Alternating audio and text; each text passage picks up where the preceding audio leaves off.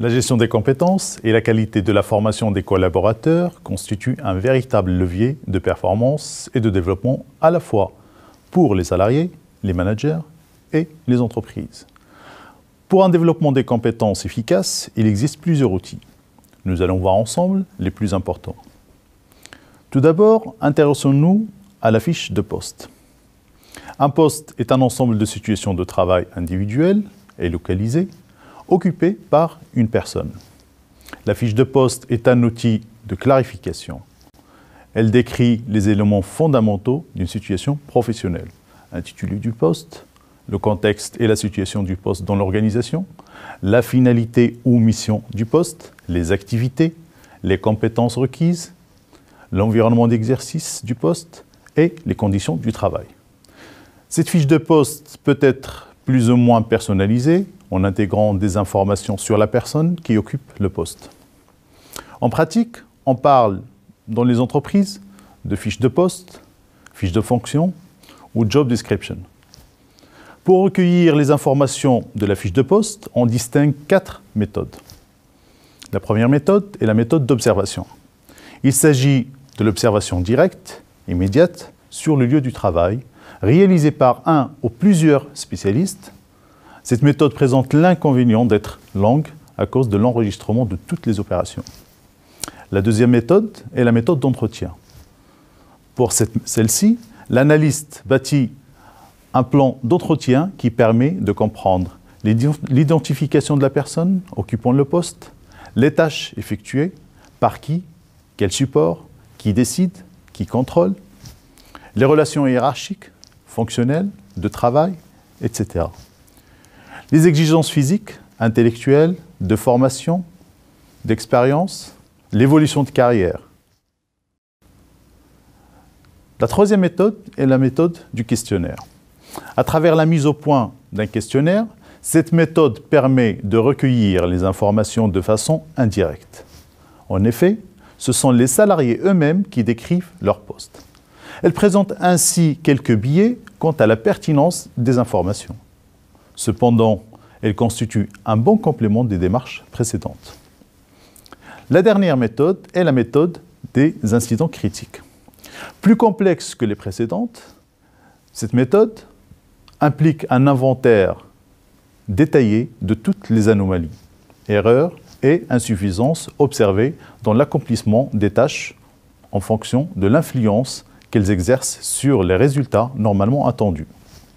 Chacun des incidents critiques est décrit, causes, circonstances et conséquences. Les incidents critiques sont résumés et classés pour former un tableau des caractéristiques essentielles du poste. Elles permettent ainsi la construction d'inventaires efficaces et inefficaces au travail. Pour les fiches emploi ou métier, la structure et la démarche de recueil d'informations est la même que pour les fiches de poste. Une tendance nouvelle pour les fiches de métier, il est souhaitable de créer des fiches dynamiques permettant d'avoir une vision du métier aujourd'hui et demain, et en même temps de construire plus facilement des passerelles entre différents métiers. Après la fiche de poste, le deuxième outil regroupe l'entretien professionnel et l'entretien annuel. L'entretien professionnel peut devenir un levier essentiel de l'amélioration de la performance de l'entreprise et du dialogue social. Outil d'aide à la gestion des compétences, ce nouveau dispositif est né de la loi du 5 mars 2014 qui le rend obligatoire tous les 2 ans. Il a pour objectif d'envisager les perspectives d'évolution de l'emploi du salarié et son projet professionnel, le cas échéant, son projet de formation. Il est l'occasion pour vous, responsables de formation, d'échanges constructifs avec le salarié. Tous les salariés de votre entreprise, sans exception, bénéficient de cet entretien, quelle que soit la durée et le type de contrat qui vous lie. L'entretien professionnel est obligatoire. Tous les 2 ans, vous organisez un entretien professionnel avec le salarié et identifiez avec lui les axes de développement possibles en matière de compétences et de formation. Ensuite, tous les 6 ans, vous devez analyser le parcours professionnel du salarié et vérifier que celui-ci a d'abord suivi au moins une formation, ensuite évolué au plan salarial ou professionnel, autre que les évolutions obligatoires du salaire minimum conventionnel ou SMIC. Enfin, qu'il ait obtenu des éléments de certification par la formation ou la VAE. L'entretien professionnel peut contribuer à enrichir les pratiques existantes comme celle de l'entretien annuel. Ce dernier a pour objectif d'assurer le développement des performances du salarié, du manager et de l'entreprise. Pour cette dernière, l'entretien annuel est un outil d'évaluation de la performance et de détection des potentiels dans l'entreprise. C'est également un outil de pilotage du service de la formation, du recrutement et de la mobilité. Pour le salarié, l'entretien permet de faire un point sur le bilan de l'année et préparer son évolution en fonction de ses besoins et de ses objectifs. Cependant, il ne faut pas oublier que cet entretien est avant tout un acte de management, d'échange et de dialogue avec le salarié. Le troisième outil de développement des compétences est la cartographie des emplois et des métiers. Elle constitue un véritable outil permettant d'identifier ce que sont et seront les emplois et les compétences dans l'entreprise, notamment les métiers et ou emplois stratégiques et donc fondamentaux pour la pérennité de l'entreprise. La cartographie permet également à chaque collaborateur de savoir ce qui est attendu de lui, de se positionner au vu des compétences requises et ainsi identifier les axes d'amélioration. Enfin, l'outil permet à l'entreprise d'identifier les emplois et ou métiers en évolution et ceux émergents. Le quatrième outil est le référentiel des compétences.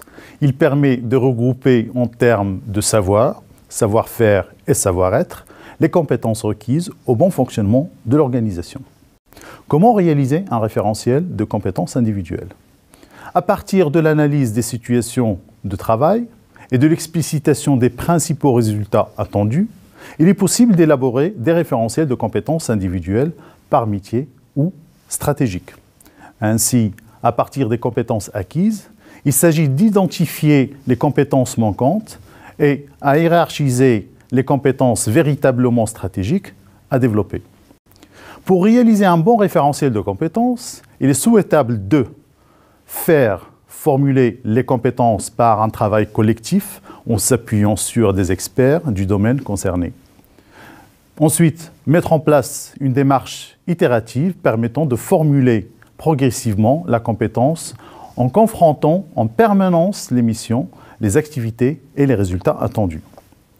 Il est souhaitable également d'intégrer dans la réflexion le contexte dans lequel se déroulent les activités, le type et le niveau de complexité du problème à résoudre. Par ailleurs, exprimer la compétence peut être facilité par une formulation utilisant un verbe d'action et complété, si nécessaire, par l'indication du type du résultat attendu. Le cinquième outil est le bilan des compétences. Cet outil est l'occasion pour chaque salarié de faire le point sur ses compétences, aptitudes et motivations et de construire son projet personnel et professionnel. Le bilan des compétences peut être à l'initiative du salarié. Dans ce cas, des organismes comme FondGICIF peuvent prendre en charge son financement ou proposé par l'employeur.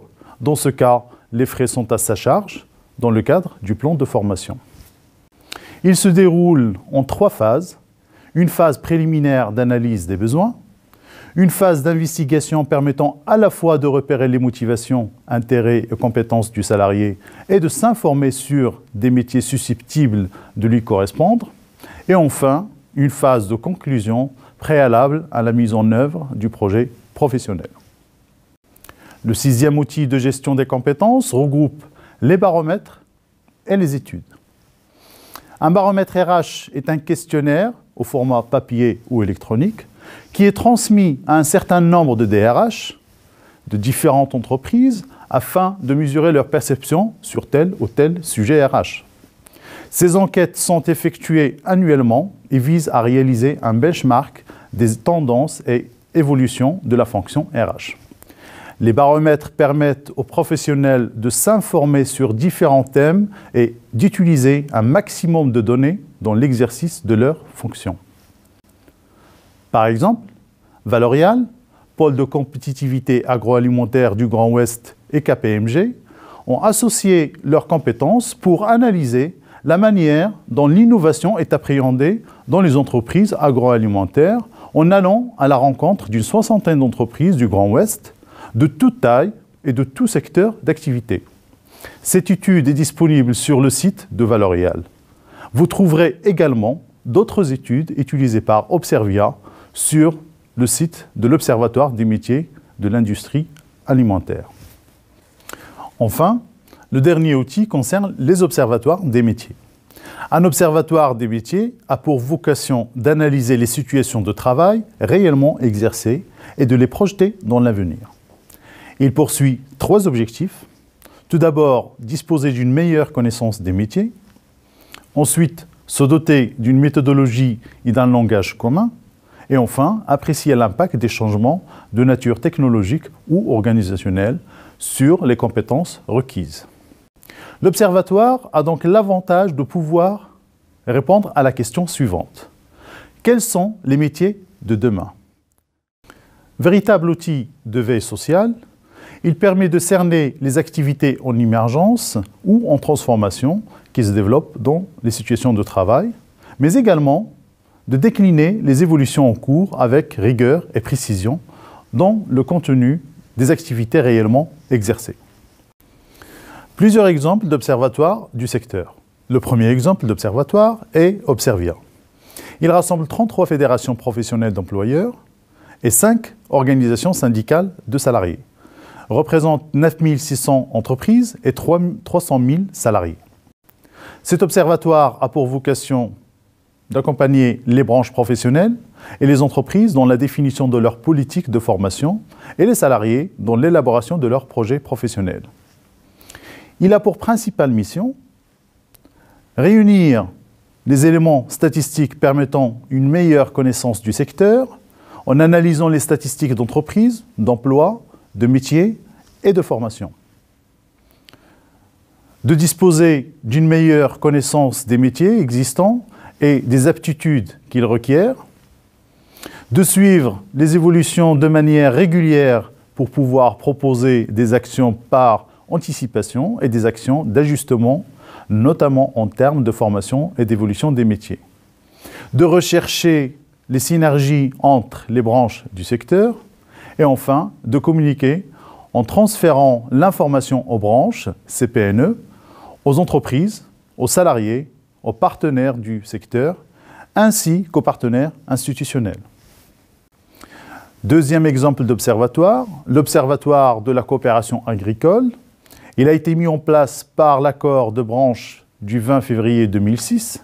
Il s'inscrit dans la volonté des partenaires sociaux de disposer d'un outil pour définir la politique emploi, compétences et formation à conduire dans les branches professionnelles.